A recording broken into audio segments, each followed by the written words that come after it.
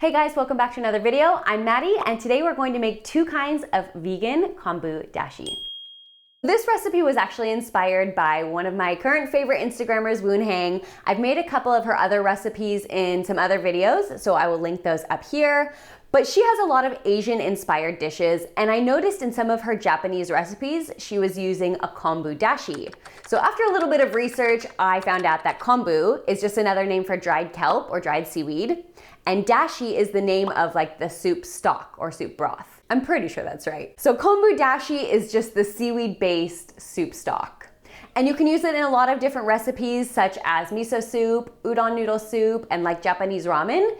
So I'm really excited. I've tried to make some Japanese soups before and I don't think they tasted very authentic, which is probably because I wasn't using a Kombu Dashi. So today I'm gonna try it for the first time. I hope it turns out well. I honestly don't really know what the final product is supposed to taste like, other than it's just kind of supposed to have like a sea umami flavor. And mainly I'm just hoping that it will take my miso soup or my Japanese ramen to the next level when I use it in one of those recipes.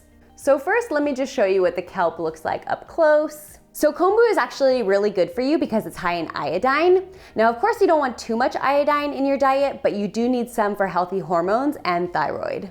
So this morning, I just started out by soaking 10 grams of kombu in 4 cups of water. And then for the dashi that has shiitake mushrooms, I actually did 12 grams of kombu, 4 shiitake mushrooms, and about 6.5 cups of water.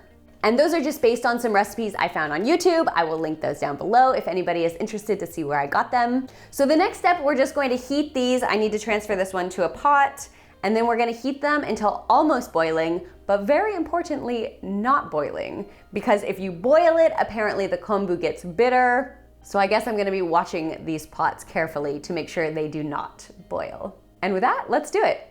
So the first step I saw is that you want to take out the mushrooms before you heat the kombu. And then these mushrooms can be saved and used in other dishes. You do not need to throw them away.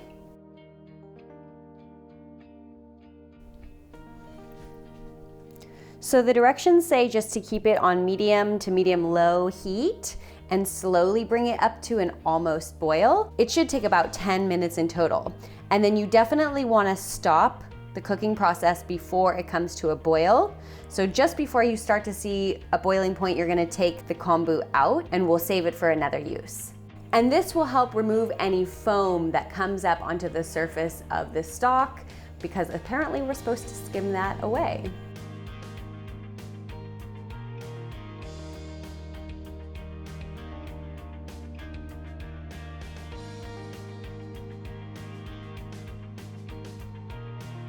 Okay, this first dashi looks to me like it's almost boiling. You can see some bubbles starting to form around here. So I'm going to take out the kombu, and this one should be done.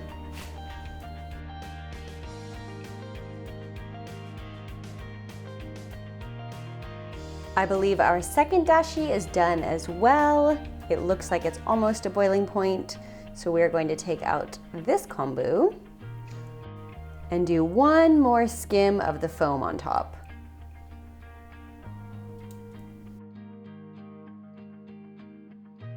Now these broths look very lightly colored, but that's actually how they looked in the videos that I watched when I was watching how to make Kombu Dashi. So I still feel this should be correct.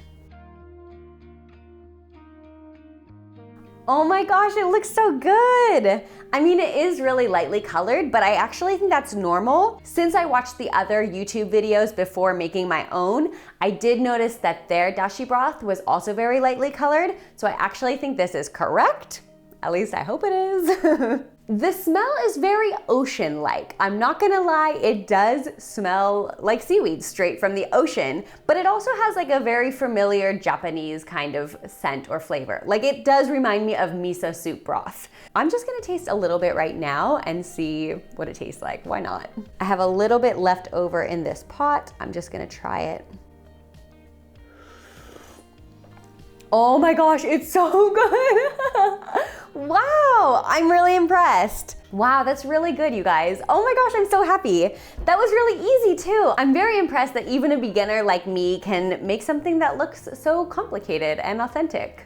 So if that's you, definitely try this at home. I think it's gonna take your miso soup or your Japanese inspired recipes up to the next level. I hope you guys enjoyed this video. Please try this at home. If you're interested in making your own Kombu Dashi, please feel free to subscribe. I'm making new videos every week. And with that, I will see you guys next time. Bye.